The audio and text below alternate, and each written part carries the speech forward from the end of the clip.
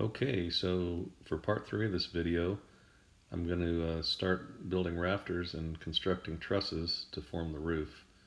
Now I am not a carpenter, so I downloaded some free plans online to give me the dimensions. So I cut those out using a table saw, cut the bird's mouth out with a jigsaw, and then once I was able to get a test fit on those and see that they worked, made a template and started cutting out several of them.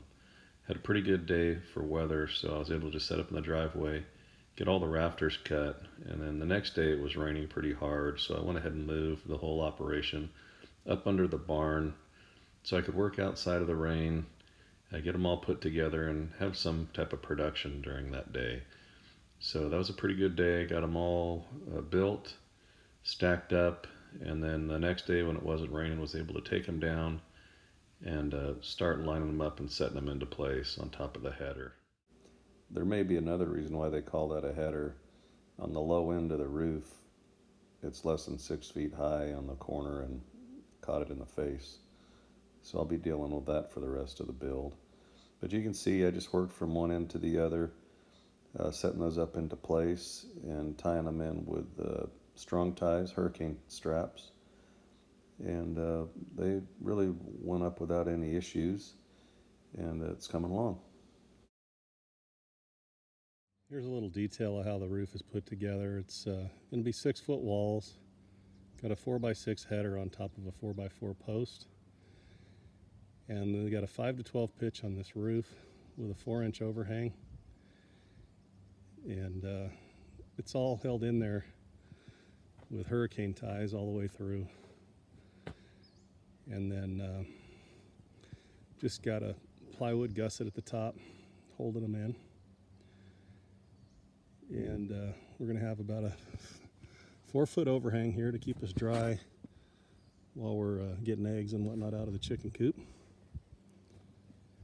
And it's coming together. I'll take a second to reiterate that I am not a carpenter, just a homeowner who's got some chickens and want to put together a nice coop. But one important thing I did read about that I did take the time to do very deliberately was the layout of these studs. So I laid 100-foot tape along the top of the header, which is 48 feet long. And really, you have to think about where the ends of the plywood sheets are going to end up so that the seams are on a stud. And that changes slightly where I've got the 8-foot building is going to be in there. I want the face of the walls to end on the face of a stud. So a little bit of variation there, but at the end of the day, marked out every stud before I got started on both ends, making sure everything was square, and labeled both sides of the stud with my square and tape, and that made things a lot smoother putting them into place so I could see those marks and get everything in there nice and true. And it paid dividends when I came back up to put the sheeting on, that each sheet of plywood did in fact land on a stud. So do take the time to lay that out very intentionally.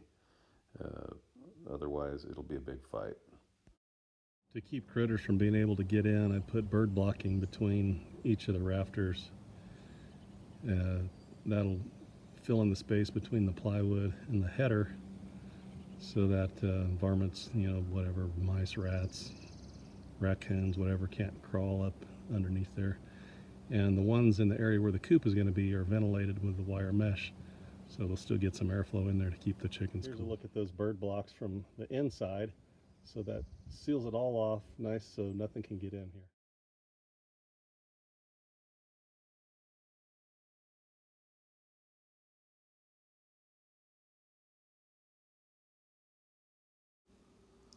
On the end of the rafter tails is the fascia board. It's just a 2x4, but that has to set down low enough that when the plywood sheeting's on there, it doesn't hit that corner. So that's offset slightly.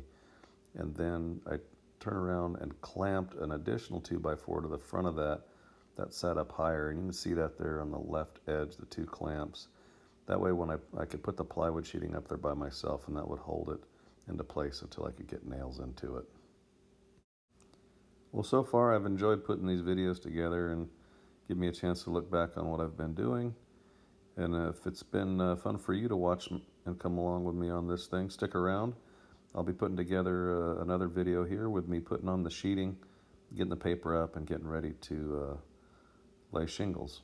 So stick around, and another video will be coming along soon.